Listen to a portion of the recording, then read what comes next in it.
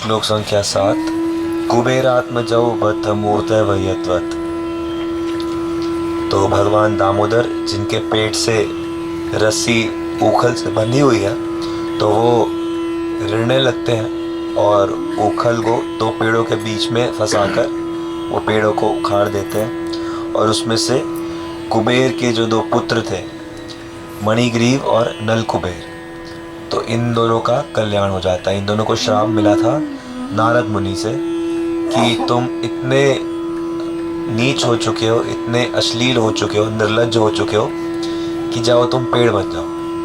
क्योंकि ये लोग अप्सराओं के साथ जल में स्नान कर रहे थे नग्न होकर। तो नारद मुनि जब वहाँ से गुजरने लगे तो अप्सराओं ने तो कपड़े पहन लिए फटाफट, लेकिन इन लोगों में इतना ज़्यादा मद था, अहंकार था, नशा था कि ये लोग वैसे ही पड़े रहे। तो नारद मुनि ने देखा तो कहा कि आप इतने निर्लज्ज हो, जाओ आप निर्लज्ज के लिए पेड़ ही बन जाओ। जो निर्लज्ज होता है उसको ऐसी योनि प्राप्त हो जाती है, जो इतना जड़ हो जाता है। लेकिन फिर हम ये जानते हैं कि भक्तों का जो श्राप होता है वो भी वरदान होता है। यानी कोई भक्त कभी गुस्से में कुछ कह दे, डांट दे, रे कैसे क्या ये, तो डरो मत, वो वरदान है।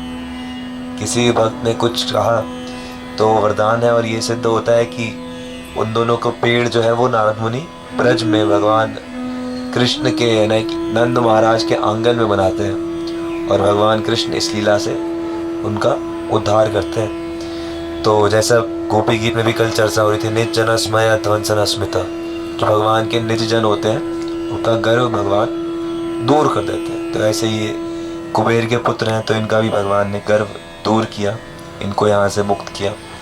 और फिर उसके बाद ऐसा भी होता है कि मैया डर जाती है कि अरे अरे क्या हुआ मेरे लाला को, कोई फिर असुर आया था, क्या हुआ था।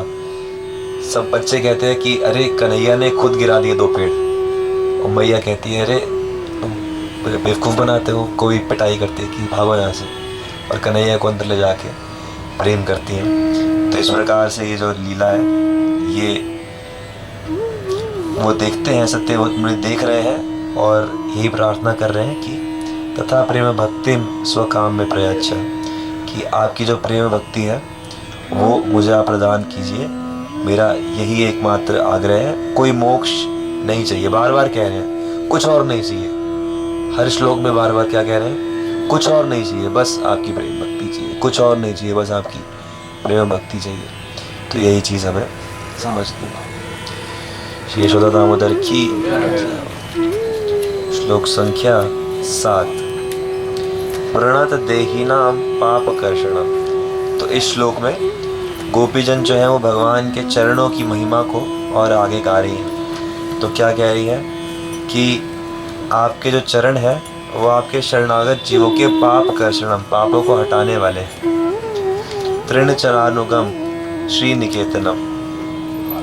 तो वे ही चरण गाँवों के पीछे पीछे चलते हैं और लक्ष्मी जी के दिव्य धाम है। तो इसीलिए भारतीय वैदिक संस्कृति में गौ सेवा का बहुत महत्व है, क्योंकि भगवान खुद गौओं के पीछे पीछे चलते हैं और उनके जो चरण हैं जो सभी पापों को हरने वाले हैं वो गायों के पीछे चल रहे हैं। तो इसलिए कहा जाता है कि गाय की सेवा करना या गौ माता की सेवा जो करता है तो उसके सभी पाप बड़ी आसानी से चले जाते हैं। तो और वो श्री निकेतनम, जो लक्ष्मी जी हैं, वो लक्ष्मी जी भी उन्हीं चरणों की सेवा में हमेशा लगी रहती है। तो उन्हीं चरणों को भगवान ने कालिया के सर पर रखा था, और कालिया के सर पर जब रखा तो कालिया के सर में जो अहंकार, जो विष चढ़ा हुआ था वो शांत हो गया था। कालिया का विष इतना खतरनाक था कि पूरा यमुना जी का वो जो कालिया दह था पूरा उससे विषैला हो चुका था। हर जीव जो था उससे तड़प रहा था। लेकिन भगवान ने जब वहाँ प्रवेश किया और कालिया के ऊपर नृत्य किया, तो कालिया का भी बड़ा भाग्य है कि भगवान के चरण उसके सर पर पड़े। और अब गोपियाँ कह रही हैं कि वही चरण आप हमारे स्तनों पर रखकर हमारे हृदय की वासना को छिन्न भिन्न कर दो। हमारा हृदय जो है वो बहुत कष्ट में है, आप हमें मिल नहीं रहे, तो हम आपके चरणों को पकड़ना चाहती हैं। आप अपने चरण हमें दीजिए, जिससे कि जैसे कालिया का विष शांत हो गया, ऐसी हमारे मन की जो वेदना है वो भी शांत हो जाए। तो ये भगवान के चरणों की विशेषता है। इसीलिए जब दर्शन करते हैं तो कहते हैं भाई भगवान के चरणों से शुरू करो, पहले भगवान के चरणों से दर्शन करो, कि चरणों के दर्शन होंगे तो चरणों से जो काम क्रोध है वो ख़त्म हो जाएगी, और वो ख़त्म होंगे तो फिर हम भगवान का जो सौंदर्य है, भगवान के जो गुण हैं, विशेषता हैं, उनका अनुभव वास्तव में कर सकेंगे। श्री श्री गोपी गीत की। तो किसी कोई प्रश्न तो चर्चा कर लेते हैं। क्या अगर भाग क्यों बोलते हैं फिर? अंगूठे का अग्रभाग तो उसको बोलते हैं कि वो अंगूठे का जो अग्रभाग जो नाखून है उससे इतनी रोशनी निकल रही है, इतनी रोशनी निकल रही है कि जो भक्ति नहीं करता वो उस रोशनी के आगे नहीं जा पाएगा, वो उसी रोशनी में फंस जाएगा। जो योगी जन है, जो भगवान की भक्ति नहीं करते लेकिन सोचते हैं कि हम केवल और केवल प्राणायाम इत्यादि से भगवान को प्राप्त कर लेंगे, तो वो सिर्फ वहीं तक पहुंच पाते हैं, उनको पूरा चरण भी नहीं मिलता। तो इसी ब्रह्म संहिता में आता है कि गुरु भैया जी, जी मैं कुछ कहना चाहता हूँ। कुछ चिंताएं कर्म की होती है चल, और कुछ चिंताएं भाग्य की होती है। तो चिंता का बिल्कुल समाप्त, चिंता रहित करने के लिए क्या, मन को शांत करने के लिए क्या?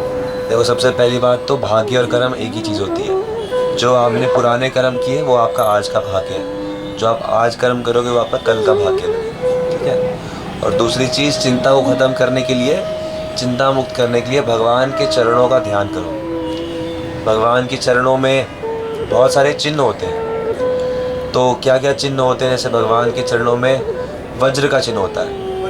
वज्र का चिन्ह कहता है कि भाई भक्त के अंदर जो भी चिंताएं हैं, कष्ट है, उसका भगवान नाश कर देते हैं। भगवान के चरणों में चक्र का चिन्ह होता है। चक्र का चिन्ह होता है जो कहता है कि जो भगवान का भक्त है उसकी भगवान हमेशा रक्षा करते हैं। भगवान के चरण में ध्वजा का, झंडे का चिन्ह होता है कि कहते हैं कि भाई जिसने मेरा झंडा उठाया हुआ है उसकी कभी हार नहीं होगी। फिर भगवान के चरणों में शंख का चिन्ह होता है कि शंख जैसे होता है, शंख की जब आवाज़ ध्वनि होती है तो हर जगह से जितना अनिष्ट होता है, अमंगल होता है, वो हट जाता है। हाँ, तो यानी कि भगवान के चरणों का जो ध्यान करेगा उसके चरणों की सारी नेगेटिव एनर्जी हट जाएगी। कितने चिन्ह होते हैं? ऐसे करीब 24 चिन्ह होते हैं, करीब 24 या 21 अलग अलग। जैसे राधा रानी के चरणों में कुछ चिन्ह होते हैं, कृष्ण जी के चरणों में कुछ अलग चिन्ह होते हैं, ऐसे ही चैतन्य महाप्रभु के गौरव, तो अलग अलग मात्रा में कुछ कुछ ऐसे होते हैं। तो ऐसे करके, हाँ, तो ऐसे कल जो 4-5 मैंने बताए, पहले इन्हीं से शुरू करो, ठीक है ना। इन चिन्हों पर जैसे ध्यान करो कि हाँ, झंडा, भगवान के नाम की ध्वज जिसमें हनुमान जी बैठे हैं, चढ़े हुए हैं, वो मैंने उस पर ध्यान कर रहा हूँ। हरे कृष्ण महामंत्र जप करते हुए उस पर ध्यान करो, फिर शंख पे ध्यान करो। ऐसे करते करते चिंता मुक्त। गुरु भैया जी, जैसे मंदिर में जाते हैं तो सीधा अपने कृष्ण भगवान के चरण स्पर्श करते हैं। स्पर्श तो हर मंदिर में नहीं कर सकते, पहले उनके दर्शन, जैसे दर्शन करो चरणों पे, पहले उनके दर्शन करके उनका ध्यान लगाओ, चिंतन करो कि हाँ, चरणों के नीचे ऐसे चिन्ह हैं, उन चिन्हों का क्या अभिप्राय है। हाँ, ऐसे करो, धीरे धीरे जाता है, एकदम से नहीं होगा, करने पर धीरे धीरे करते करते